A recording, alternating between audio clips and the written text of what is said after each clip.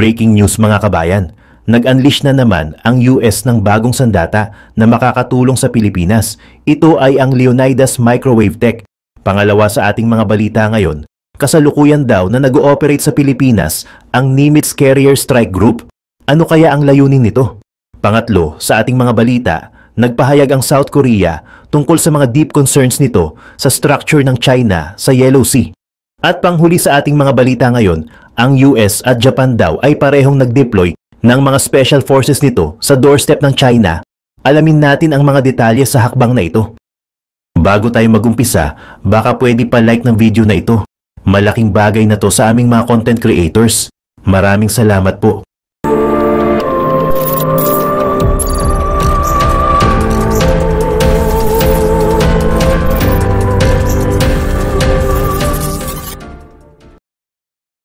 Sa isang mundo kung saan ang mga unmanned aerial systems ay nagbago ng modernong digmaan, ang US Army ay gumawa ng isang mahalagang hakbang upang labanan ang umuusbong na banta sa pamamagitan ng pagpapadala ng kanilang makabagong Leonidas High-Power Microwave Anti-Drone System sa Pilipinas. Ang hakbang na ito na kinumpirma ng mga opisyal ng depensa noong unang bahagi ng Abril 2025 ay isang makasaysayang sandali sa military alliance ng US at Pilipinas at nagpapakita ng lumalaking kahalagahan ng mga directed energy weapons sa pagtugon sa mga hamon na dulot ng mga drone. Nasa ilalim ng mga magkasanib na exercise sa Indo-Pacific, ang pagpapakalat ng sistemang ito ay naglalayong pahusayin ang seguridad ng rehiyon sa gitna ng tumataas na tensyon sa South China Sea, kung saan ang mga unmanned systems ay ginagamit na para sa pagmamatiyag at posibleng agresyon. Ang desisyon na dalhin ang Leonidas sa Pilipinas ay hindi lamang nagpapakita ng isang teknolohikal na hakbang, kundi pati na rin ng isang estratehikong pagsusumikap upang palakasin ang deterrence sa isang rehiyon na kritikal sa trade at katatagan ng buong mundo. Ang mabilis na paglaganap ng mga drone ay nagbago ng mga digmaan sa buong mundo, mula sa mga battlefield sa Ukraine hanggang sa mga kalangitan sa gitnang silangan. Mababa ang gastos, malawak ang magagamit at may kakayahang magsagawa ng mga komplikadong misyon. Ang mga drone ay nagbibigay kapangyarihan sa parehong mga estado at non-state actors upang magpakita ng lakas sa mga paraan na hindi pa maisip noon. Bilang tugon, ang mga militar ay nagmamadali upang mag-develop ng mga countermeasures kung saan ang mga high-power microwave HPM systems tulad ng Leonidas ay lumitaw bilang isang game changer. Hindi tulad ng mga traditional na kinetic defenses na umaasa sa mga missile o baril. Ang Leonidas ay gumagamit ng electromagnetic energy upang i-disable ang mga drone sa pamamagitan ng pag-intercept sa kanilang mga electronics, na nagbibigay ng isang scalable at cost-effective na solusyon upang labanan ang mga swarms ng unmanned systems. Samantala, sa iba pang mga balita, ang Nimitz Carrier Strike Group ay kasalukuyang nagpapatrolya sa Philippine Sea matapos ang isang pagbisita sa Guam, habang ang isang US Navy destroyer ay nagsagawa ng isang Taiwan Strait Passage noong Wednesday at isang US Littoral Combat Ship ay nagsagawa ng isang joint sail sa South China Sea kasama ang isang Australian destroyer noong Biyernes. Ayon sa isang pahayag ng US Navy, ang Nimitz CSG na pinangunahan ng flagship aircraft carrier USS Nimitz CVN-68 ay nag-ooperate sa Philippine Sea na ipinapakita ang operational readiness ng barko at ang pangako ng US Navy sa isang ligtas at masaganang Indo-Pacific region. Ang operasyon bilang isang strike group ay pinapalakas ang aming kakayahan upang mapanatili ang mga persistent at capable na puwersa sa dagat, laging handa na magbigay ng malawak na spectrum ng mga kakayahang militar upang tumugon sa anumang krisis o contingency. Pahayag ni Rear Admiral Maximilian Clark, commander ng Carrier Strike Group 11. Ang Nimitz CSG ay natapos ang isang pagbisita sa Guam noong Lunes na dumating noong April 18, kasama ang mga CSG escorts nito, mga destroyers na USS Gridley DDG-101 at USS Lena Sutcliffe Higbee DDG-123. Ang mga destroyers na USS Curtis Wilbur, DDG-54 at USS Wayne E. Meyer, DDG-108 ay na-deploy din bilang bahagi ng CSG nang umalis ito sa Naval Base Kitsap noong March 21, ngunit ang Wayne E. Meyer ay nagpatuloy patungong US Central Command Area of Operations upang sumali sa Carl Vinson CSG. Ang Curtis Wilbur ay nag-detach mula sa CSG upang bumisita sa port ng Saipan noong April 17 at pagkatapos ay dumating sa Guam noong Lunes. Sa iba pang mga balita, inihayag ng South Korea na ipinaabot nito sa China ang mga seryosong alalahanin tungkol sa mga istruktura ng China sa Yellow Sea, kung saan ang mga maritime boundaries sa pagitan ng dalawang bansa ay hindi pa natutukoy. Noong Huwebes, sinabi ng Ministry of Foreign Affairs ng South Korea na inexpress ng kanilang gobyerno ang malalim na alalahanin sa isang pag-uusap na isinagawa sa Seoul noong Miyerkules. Hindi binigyan ng abiso ng China ang South Korea bago ito nagtayo ng mga istruktura sa Provisional Maritime Zone. Nag-o-overlap ang mga exclusive economic zones ng dalawang bansa sa lugar na iyon. Sinasabi ng South Korea na hindi dapat labagin ang kanilang mga lehitimong karapatan sa dagat. Argumento rin nila na ang mga pagtatayo ay lumalabag sa isang bilateral na kasunduan sa pangingisda. Ayon sa ulat ng KBS, ang mga istruktura ay 3 at isang istruktura ay may lawak na 80 meter at taas na 70 meter, sapat upang magamit bilang heliport. Ayon pa sa KBS, pinipigilan ng China ang mga survey vessels ng South Korea mula sa paglapit sa mga istruktura. Sa isang press conference noong Huwebes, ipinaliwanag ng tagapagsalita ng Ministry of Foreign Affairs ng China na si Guo Jiakun na ang mga istruktura ay mga pasilidad para sa aquaculture. Sinabi din niyang ang pagtatayo ng mga ito ay naaayon sa mga domestic na batas ng China at sa international law at wala itong labag sa bilateral fishery agreement at wala din itong kinalaman sa maritime delimitation. Sinabi ng mga gobyerno ng dalawang bansa na magtatag sila ng isang subcommittee upang pag-usapan ang issue. Sa pagpapatuloy ng mga balita, matagal nang kilala ang Japan bilang isang mapayapang bansa mula nang matapos ang World War II na may konstitusyong naglilimita sa kakayahan nitong makipagdigma. Ngunit sa harap ng lumalalang banta mula sa China at North Korea, nagsimula itong lumihis mula sa tradisyonal na polisiya ng pagiging pacifist. Sa ilalim ng pamumuno ni Prime Minister Fumio Kishida, inilunsad ng Japan ang pinakamalaking military build-up sa nakalipas na mga dekada.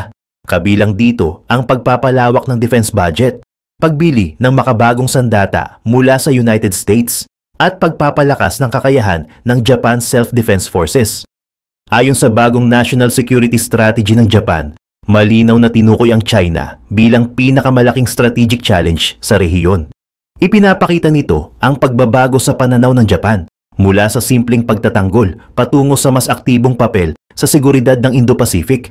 Kasama sa mga reformang ito ang pagpayag sa counter-strike capabilities na dati ay itinuturing na labag sa kanilang konstitusyon. Ang pagbabagong ito ay bahagi ng mas malawak na estratehiya upang ihanda ang Japan sa posibilidad ng kaguluhan sa rehiyon, lalo na kung may mangyaring insidente sa Taiwan Strait. Ipinapakita rin nito ang intensyon ng Japan na maging mas handa, mas malakas, at mas may kakayahang tumugon sa mga banta. Hindi na lamang umaasa sa United States, kundi nagsisimula na ring tumindig sa sariling kakayahan. Sa gitna ng tumitinding tensyon sa Indo-Pacific, mas lalo pang pinagtibay ng United States at Japan ang kanilang alyansa. Sa ilalim ng pamumuno ni na President Joe Biden at Prime Minister Fumio Kishida, muling pinagtibay ng dalawang bansa ang kanilang pangako sa isa't isa bilang matatag na alyado sa usaping seguridad, ekonomiya at teknolohiya. Ipinapakita ng kanilang mga pinagsamang pahayag at aktibidad militar na handa silang magtulungan sa pagharap sa mga banta mula sa China, lalo na sa isyu ng Taiwan at mga teritoryal na alitan sa South China Sea. Ang kanilang alyansa ay hindi na lamang limitado sa depensa. Lumalawak na ito sa larangan ng artificial intelligence, cybersecurity at advanced technologies tulad ng space at quantum computing.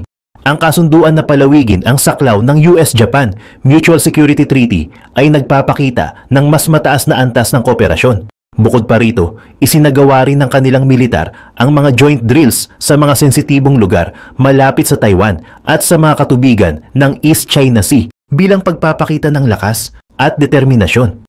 Malinaw sa mga hakbang na ito na hindi lamang depensibong alyansa ang binubuo ng US at Japan. Isa na itong estratehikong pakikipagtulungan na may layuning tiyakin ang kapayapaan at katatagan sa rehiyon sa harap ng agresibong kilos ng China. Hindi pinalampas ng China ang tumitibay na alyansa ng United States at Japan. Ayon sa Ministry of Foreign Affairs ng China, ang mga galaw ng dalawang bansa ay itinuturing nitong provokasyon at banta sa kapayapaan ng rehiyon. Mariing tinuligsan ng Beijing ang pinagsanib na military exercises ng US at Japan na isinagawa malapit sa mga teritoryong inaangkin ng China. Binatikos ng China ang mga pahayag ni na President Joe Biden at Prime Minister Fumio Kishida na nagsusulong ng Free and Open Indo-Pacific at sinabing ito raw ay pagtatangka upang makialam sa mga panloob na usapin ng China, lalo na sa isyu ng Taiwan. Binigyang diin ng Beijing na ang Taiwan ay bahagi ng teritoryo nito at anumang pakikialam ng dayuhan ay isang uri ng paglabag sa prinsipyo ng One China Policy. Bilang tugon, nagpakita rin ang China ng lakas militar. Nagpalipad ito ng mga fighter jets at nagsagawa ng naval patrols sa karatig lugar ng Taiwan at South China Sea. Isa rin sa matinding hakbang ng China ay ang pagpapakita ng missile sa kanilang military drills, isang malinaw na babala sa mga bansang nagnanais hamunin ang kanilang soberanya. Sa harap ng mga aksyon ng US at Japan, lumalaban ang China sa pamamagitan ng kombinasyon ng diplomatic protest, military presence at propaganda campaign upang ipakita na hindi ito magpapadaig sa sinumang tututol sa kanilang interes. Isa sa pinakamatibay na patunay ng lumalalim na alyansa ng United States at Japan ay ang patuloy at lumalawak na presensya ng mga tropang Amerikano sa teritoryo ng Japan. Sa kasalukuyan, may higit 50,000 US military personnel na nakatalaga sa iba't ibang military base sa Japan. Kabilang ang mga pangunahing lokasyon tulad ng Okinawa, Yokosuka at Misawa. Ang Okinawa ang may pinakamalaking konsentrasyon ng US troops kung saan naroroon ang mga air bases, naval forces at mga special operations units. Isa itong estratehikong lokasyon na nagsisilbing launching point para sa mabilis na deployment ng puwersa sa buong Indo-Pacific region. Pinalalakas din ng US ang kanilang missile defense systems at presence ng mga F-35 fighter jets at iba pang advanced military equipment sa Japan. Bukod pa rito, nagsasagawa ang US at Japan ng mga regular na joint military drills bilang paghahanda sa anumang banta mula sa mga bansang gaya ng China o North Korea. Hindi lamang ito simbolo ng alyansa, kundi isa ring malinaw na pahayag. Handang idepensa ng US ang Japan sa anumang uri ng panlabas na agresyon. Ayon mismo sa pahayag ni President Joe Biden, ang pag-atake sa Japan ay ituturing na pag-atake na rin sa United States. Ang presensyang ito ay nagbibigay ng psychological deterrence laban sa mga potensyal na kalaban habang sabay na pinatitibay ang posisyon ng US sa Indo-Pacific bilang tagapangalaga ng kalayaan at seguridad sa rehiyon. Bagamat matatag at lumalalim ang alyansa ng United States at Japan, hindi ito ligtas sa mga kontrobersya at pagtutol, lalo na sa loob mismo ng Japan. Isa sa mga pangunahing issue ay ang matagal ng reklamo ng mga lokal na mamamayan, partikular sa Okinawa, hinggil sa presensya ng mga tropang Amerikano sa kanilang teritoryo. Maraming residente ang nagpahayag ng pagkabahala sa mga insidente ng krimen, aksidente at ingay na nauugnay sa mga military base ng US.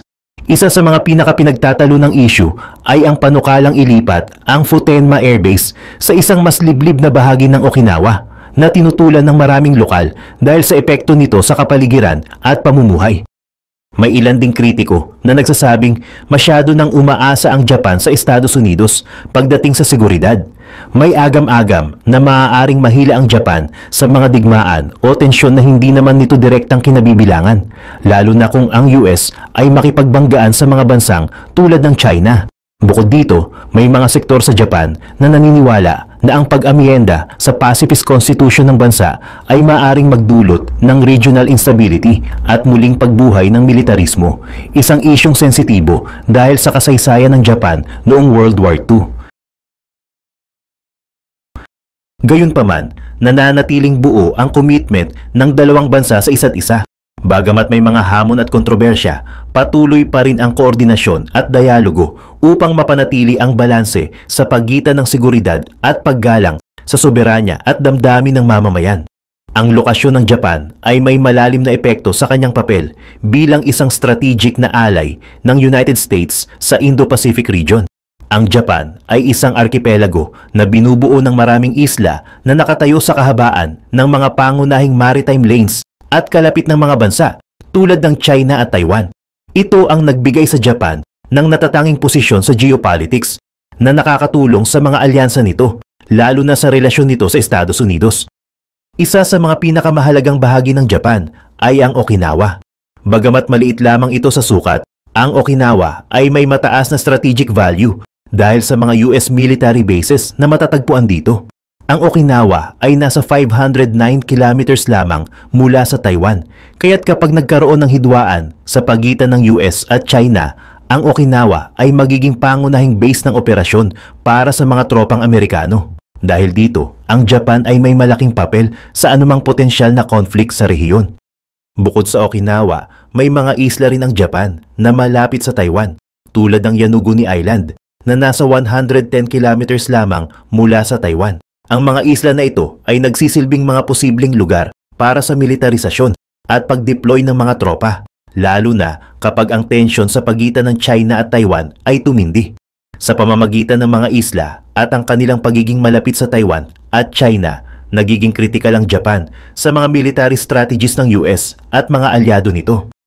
Dahil sa kahalagahan ng Japan sa mga mahahalagang shipping lanes at sa pagiging hadlang nito sa anumang agresyon mula sa China patungong Taiwan. Ang bansa ay naging isang pangunahing bahagi ng mga global defense strategies.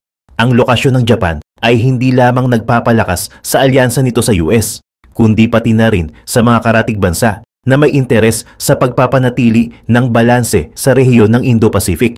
Ang seguridad ng Japan ay hindi lamang nakasalalay sa mga potensyal na military threats mula sa mga bansa tulad ng China, kundi pati na rin sa mga epekto ng mga tensyon sa trade at mga supply chains na tumutok sa bansa. Bilang isang ekonomiyang umaasa sa mga imports para sa mahahalagang resources, ang anumang pagkagambala sa mga supply routes ay maaaring magdulot ng malubhang epekto sa bansa. Ang Japan ay may mataas na antas ng pagdepende sa mga likas na yaman tulad ng langis at natural na gas. Halos 95% ng langis na ginagamit ng Japan ay nagmumula sa mga bansang nasa Middle East. Kung ang mga critical na sea lanes na dumadaan sa rehiyon ng South China Sea at East China Sea ay magka-crisis, maaaring magkaroon ng kakulangan sa supply ng enerhiya para sa Japan. Ang mga islands na malapit sa China, tulad ng Okinawa, ay may mahalagang papel sa pagpapatuloy ng mga supply chain na ito. Ang anumang banta mula sa China ay may potensyal na makaapekto sa mga essential goods na pumapasok sa bansa. Bukod pa dito, ang Japan ay isang pangunahing importer ng liquefied natural gas, LNG, at pagkain. Ang pagkawala ng access sa mga resources na ito ay magdudulot ng malubhang banta hindi lamang sa seguridad ng bansa, kundi pati na rin sa ekonomiya nito.